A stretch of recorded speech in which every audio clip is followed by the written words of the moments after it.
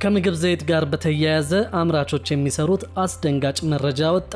ደህንነቱ ያልተጠበቀ ምርት ባቀረቡና ፈቃድ በሌላቸው ከ70 በላይ ድርጅቶች ላይ እርምጃ ቢወሰድም ጉዳዩ አደገኛ በመሆኑ ተጠቃሚዎች ጥንቃቄ እንዲያደርጉ ተጠይቀዋል።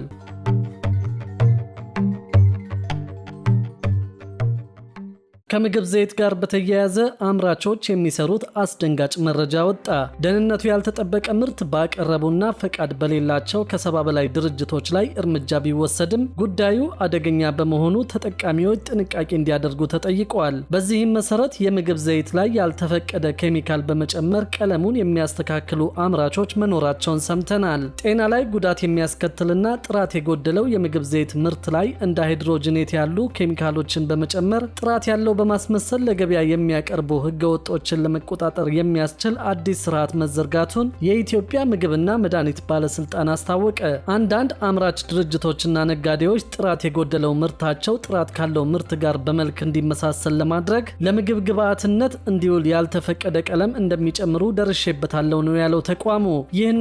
ይህንን መሰል ህገወጥ የወንጀል ተግባር ለማስቆም የተዘረጋው አዲሱ ስርዓት ምርቱ ከፋብሪካ ወጥቶ ለተጠቃሚው እስኪቀርብ ድረስ ያለውን የጥራት ሂደት ከስር የሚፈትሽና የሚያረጋግጥ መሆኑን ተገልጿል። የባለስልጣኑ የእንስሳት ተዋጽኦና አልሚ ምግብ ዴስክ ኃላፊ አቶ መሐመድ ሁሴን እንደተናገሩት አዲሱ ስርዓት ስራ ላይ ከዋለ ወዲህ ተመሳሳይ ተግባር የሚፈጽሙ ጥፋተኞችን ከእኩይ ድርጊታቸው ተቆጥበዋል ብለዋል። ቁጥጥርና ክትትሉን ውጤታማነት የሚያሳየውን በአሁኑ ሰዓት ከ90 በመቶ በላይ የሚሆኑት ዘይት አምራቾች ደረጃቸውን የጠበቁ የምግብ ዘይት ምርቶችን ለገበያ ማቅረባቸው እንደሆነ አብራርተዋል። በቴክኖሎጂ የታገዘው የአሰራር ስርዓት ድንገተኛ ፍተሻን፣ የላብራቶሪ ምርመራን፣ የምርት ግብዓት ፍተሻን፣ የአመራረት ሂደትንና መሰል ለጥራት አስተዋጽኦ ያላቸው ተግባራትን ፈትሾ ማሳለፍን ያጠቃልላል ተብሏል። ባለስልጣኑ ከዚህ በፊት ደህንነቱ ያልተረጋገጠ የምግብ ዘይት ለገበያ ባቀረቡና የብቃት ማረጋገጫ በሌላቸው ከ70 በላይ የምግብ ዘይት አምራች ድርጅቶች ላይ እርምጃ መውሰዱን መዘገባችን ይታወሳል።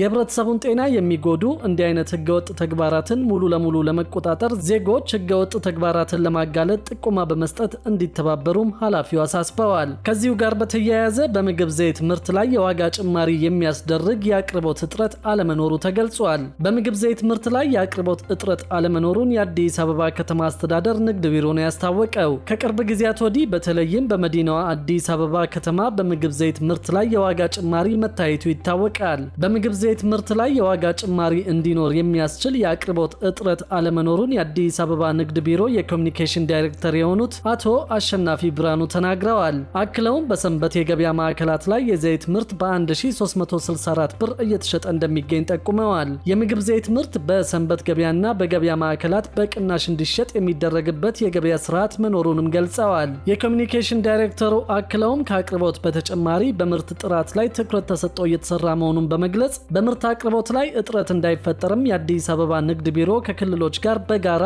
እየሰራ መሆኑን ተናግረዋል። በቢሮ በተደረገው የገበያ ቁጥጥር አብዛኛው ነጋዴ ለሚሸጠው ምርት የዋጋ ዝርዝር እየለጠፈ አለመሆኑን ጠቁመዋል። ነጋዴዎች ምርት የዋጋ ዝርዝር የመለጠፍ ኃላፊነት ቢኖርባቸውም አብዛኞቹ ኃላፊነታቸውን በተገቢው መንገድ እየተወጡ አለመሆኑን ተናግረዋል።